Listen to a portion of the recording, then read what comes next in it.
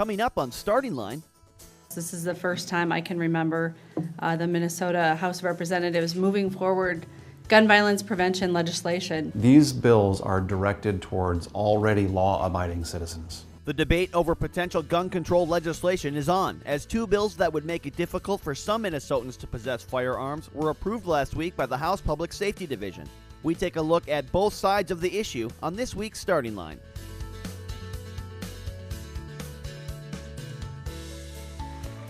After taking control of the House this session, DFL leaders unveiled their values agenda, 10 bills that highlighted the issues that their members intended to get to work on. House File 8 and House File 9 are aimed at reforming firearm legislation. The bill that I am authoring is a bill to have criminal background checks on all sales.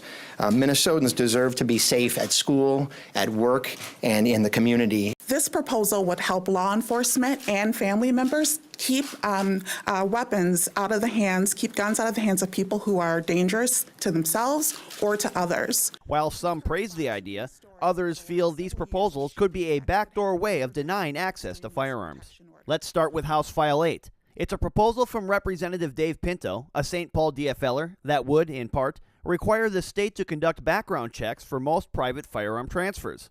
Pinto has long been a proponent of stronger background checks on gun sales and transfers. Last session, he proposed similar legislation that never received committee approval. With the DFL now in the driver's seat and with the backing of caucus leadership, Pinto is taking another bite at the apple.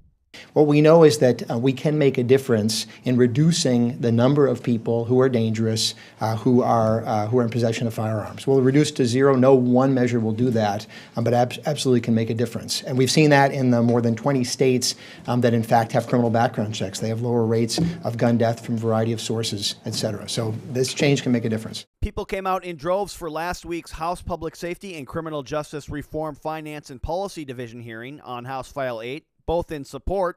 I am frustrated that our government is not doing enough to keep our kids and our communities safe. And against the proposal. Laws that are focused on creating barriers for law-abiding citizens will not work. It was a debate that went deep into the night. Members weighed in on why they supported the bill, with some calling House File 8 a common-sense gun law. The reality is that it is only a fraction of Minnesotans that stand with the powerful gun lobby that think we should do nothing to address gun violence. To everyday Minnesotans, this is not a controversial issue. This is a common sense issue. 90% of Minnesotans support this. They don't understand why criminals should be able to have guns. Common sense to some, but it's not that simple for others. There is no government that should stand in the way of a person that is going to defend themselves against substantial bodily harm or any type of bodily harm. One of the arguments against Pinto's bill is that House File 8 wouldn't be effective in preventing gun violence. Representative Jim Nash, a Republican who serves on the House Public Safety and Criminal Justice Reform Finance and Policy Division and voted against House File 8, explains. These bills are directed towards already law-abiding citizens. So let's talk about the universal background check. These are only going to affect people who are abiding by the law already. And let's use a hypothetical example of two people who are meeting up behind a gas and sip to do an exchange of some form of payment for illegal guns, a bag of drugs or cash. How is that going to have a positive impact on slowing that illegal gun trade down? That's not addressed in this bill, and yet I think the proponents of the bill are hoping that that's going to be some answer to a problem. It's not going to affect it at all. I think by definition, somebody who is intent on breaking the law, why on earth would they seek to do a background check to buy an illegal gun? I think furthermore, when you look at it, and Chris, I'm going to use an example. Let's say you call me and say, hey, Representative Nash, I just got invited to go deer hunting up north, and I traditionally hunt in the southern part of the state, which is a shotgun zone. I know you're a big deer hunter because you've got a deer in your office. Could I borrow your .30-06?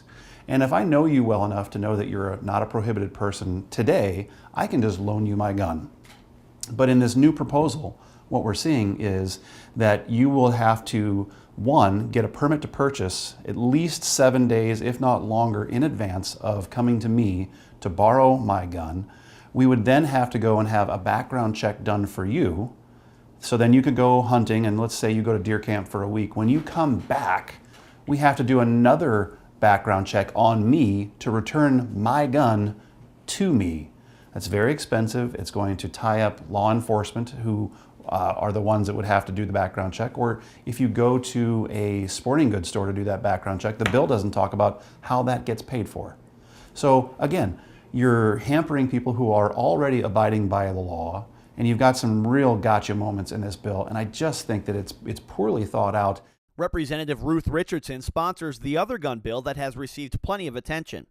Being dubbed the Red Flag Bill, House File 9 would create a way to petition for an extreme risk protection order to remove firearms from people deemed at risk of harming themselves or others.